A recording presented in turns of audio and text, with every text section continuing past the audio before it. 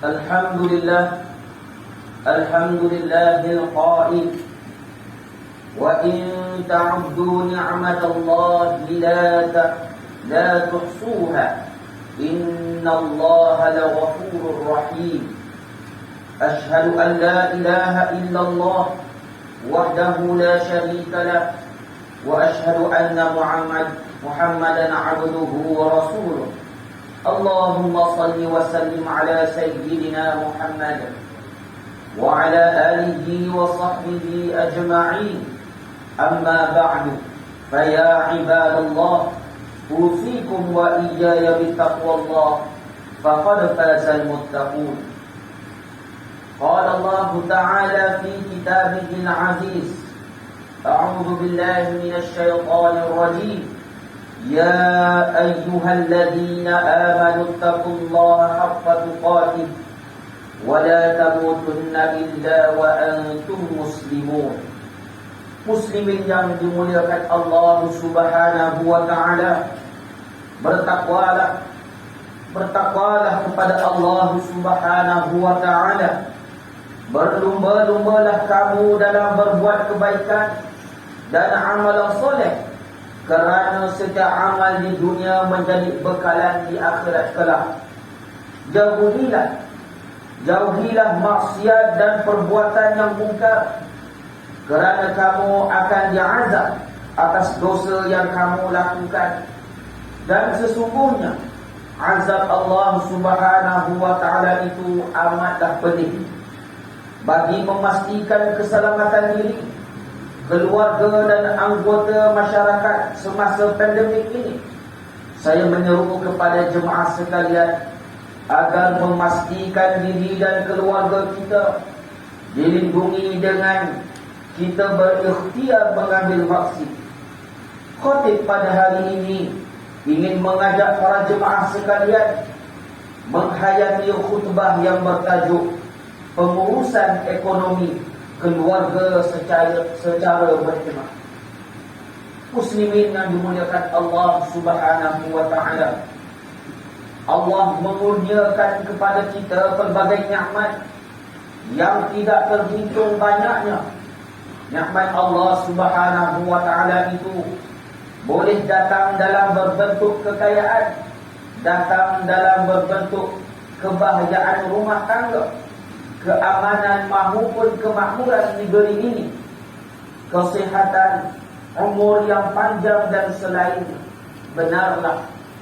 Benarlah firman Allah Subhanahu wa taala di dalam surah An-Nahl ayat ke-18 sebagaimana yang dibacakan di awal khutbah tadi. Maksudnya, dan jika kamu menghitung nikmat Allah Subhanahu wa taala, yakni yang dilimpahkannya kepada kamu, tiadalah kamu akan dapat menghitungnya satu persatu.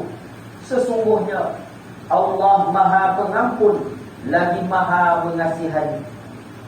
Di sebalik nikmat kurnia Allah Subhanahu wa taala tersebut yang tidak terhitung ini menjadikan manusia mudah lalai dan lupa kepada Allah Subhanahu wa taala.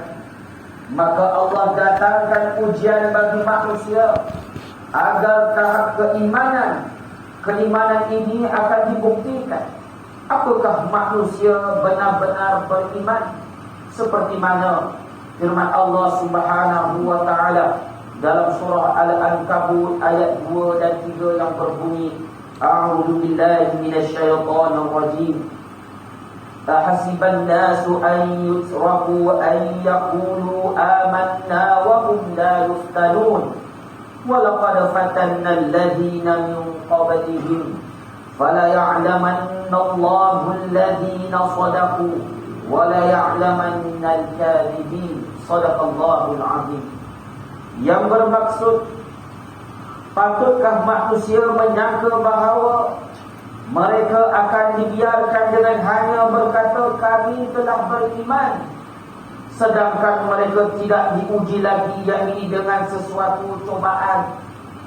Dan demi sesungguhnya kami telah menguji orang-orang yang terdahulu daripada mereka, maka yakni dengan ujian yang demikian nyata apa yang diketahui oleh Allah Subhanahu wa taala tentang orang-orang yang sebenar-benarnya beriman, dan nyata pula apa yang diketahuinya tentang orang-orang yang berdusta. Di antara nikmat yang sentiasa menjadi ujian kepada manusia ialah nikmat harta. Harta yang tidak diurus dengan baik boleh menjadikan kita lalai kepada Allah Subhanahu wa taala. Muslimin yang dimuliakan Allah Subhanahu wa taala, Islam menganjurkan umatnya agar mengurus harta dengan baik. Sikap berkhemah atau bersederhana dalam kehidupan mampu menyelamatkan kita daripada sikap yang boros dan membazir dalam berbelanja. Ketahuilah dengan betul mana satu keperluan dan mana satu kemahuan. Berbelanjalah dengan mengutamakan keperluan, bukannya mengutamakan kemahuan. Sikap berjimat cermat serta berkhemah dalam setiap perbelanjaan dapat mendisiplinkan diri kita menjadi sifat qanaah, iaitu menerima dan merasa cukup dan rela dengan apa yang telah ditentukan oleh Allah Subhanahu wa taala. Rasulullah sallallahu alaihi wasallam sendiri mengamalkan sifat qanaah dan bersifat berkhemah dalam kehidupan baginda junjungan besar Nabi sallallahu alaihi wasallam. Imam Ahmad rahimahullahu taala meriwayatkan daripada Abdullah bin Abbas radhiyallahu anhu mengenai kisah Sayyidina Umar radhiyallahu anhu yang menziarahi Rasulullah sallallahu alaihi wasallam dan menangis melihat kesederhanaan kehidupan baginda sallallahu alaihi wasallam dan membandingkannya dengan kemewahan Raja Parsi dan Raja Rum. Rasulullah sallallahu alaihi wasallam bersabda kepada Sayyidina Umar Al-Khattab radhiyallahu anhu, "Wahai Ibnu Al-Khattab, adakah kamu tidak redha bagi kita akhirat dan bagi mereka dunia?" Aku berkata, yaitu Sayyidina Umar radhiyallahu anhu, bahkan ya Rasulullah sallallahu alaihi wasallam. Muslimin yang dimuliakan Allah Subhanahu wa taala, hadis ini telah menjelaskan, membuktikan bahawa Rasulullah sallallahu alaihi wasallam sukakan kehidupan secara berkhemah dan sederhana. Bahkan baginda sallallahu alaihi wasallam tidak sukakan pembaziran. Oleh itu, umat Muhammad sallallahu alaihi wasallam perlu mencontohi baginda sallallahu alaihi wasallam dalam segenap aspek kehidupan. Jika kita mahu ekonomi diri kita, keluarga dan masyarakat stabil dan terjamin, amalkanlah cara perbelanjaan yang berkhemah, bijak dan terancam. Sikap berbelanja mengikut hawa nafsu mesti dihindari dan dibendung sebelum ia menjadi tabiat. Ketahuilah sikap boros berbelanja boleh mengundang masalah seperti menanggung hutang yang melampau, penggunaan kad kredit tidak terkawal dan sebagainya. Ingatlah, agama kita melarang dan menegur umatnya daripada membazir, kerana membazir merupakan satu tabiat buruk manusia yang sering terjadi apabila mereka dikurniakan rezeki atau nikmat yang banyak. Muslimin yang dimuliakan Allah Subhanahu wa taala, harta dan kewangan merupakan alat yang menjamin keselesaan dan kelangsungan hidup di dunia ini. Kehidupan di dunia perlu dijalani dengan dasar ilmu, adab dan tanggungjawab bagi mencapai matlamat di dunia dan di akhirat kelak. Berbelanjalah dengan mengikut kemampuan dan elakkanlah dari berhutang untuk perkara yang tidak perlu, terutama pada masa ketidaktentuan ekonomi di zaman pandemik ini. Mengikut statistik, seramai 10.317 orang telah diisytiharkan bankrupt di Malaysia ini sejak awal pandemik sehingga Julai 2021. Justru itu, amalan berhemat, pengurusan kewangan dan harta yang diurus tadbir dengan baik mampu menjamin kelangsungan kehidupan manusia di bumi, seterusnya dapat mencapai keberkatan dan rahmat Allah Subhanahu wa taala atas harta yang dimiliki. Ingatlah sebagaimana hadis yang diriwayatkan daripada Abu Darda radhiyallahu anhu bahawa Rasulullah sallallahu alaihi wasallam bersabda, yang bermaksud dari kebijaksanaan seorang lelaki ialah sikap berhemat di dalam urusan kehidupannya. Riwayat Ahmad. Justru itu, khatib ingin berkongsikan panduan pengurusan kewangan yang boleh diambil manfaat bagi kita semua.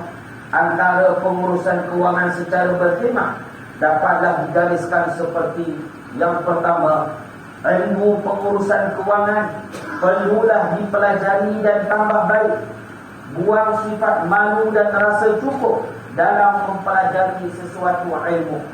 Yang kedua, mantapkan matlamat dalam pengurusan kewangan dari segi perbelanjaan, simpanan dan perancangan masa depan.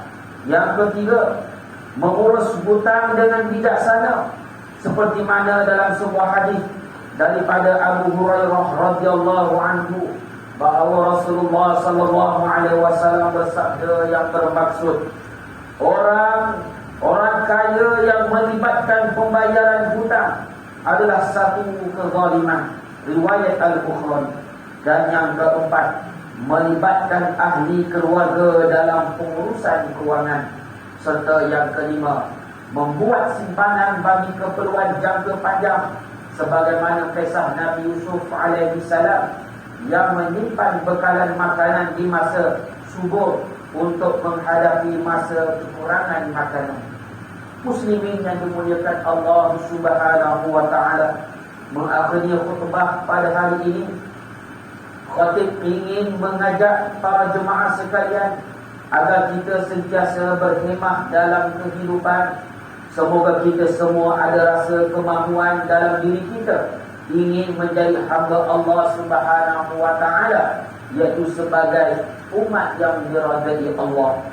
Sebagaimana firman Allah Subhanahu wa taala di dalam surah Al-Furqan ayat 67 yang bermaksud, dan juga mereka yakni yang diridai Allah itu ialah yang apabila menjalankan hartanya tiadalah melampaui batas dan tiada bakhil ke dekutnya, dan sebaliknya perbelanjaan mereka adalah betul sederhana di antara kedua-dua cara, yakni boros dan bakhil. A'udzu billahi minasyaitonir rajim. Walladzina idza anfaqu lam yusrifu wa lam yaqturu wa kana baina dzalika qawama. Barakallahu li wa lakum bil Qur'anil 'azim wa nafa'ani wa iyyakum bima fihi minal ayati wa dzikril hakim. Wa taqabbala minni wa minkum tilawatahu innahu huwas sami'ul 'alim. Aqulu qawli hadha wa astaghfirullahal 'azim li wa lakum wa lisa'iril muslimina wal muslimat wal mu'minina wal mu'minat al ahya'i minhum wal amwat fastaghfiruhu innahu huwal ghafurur rahim.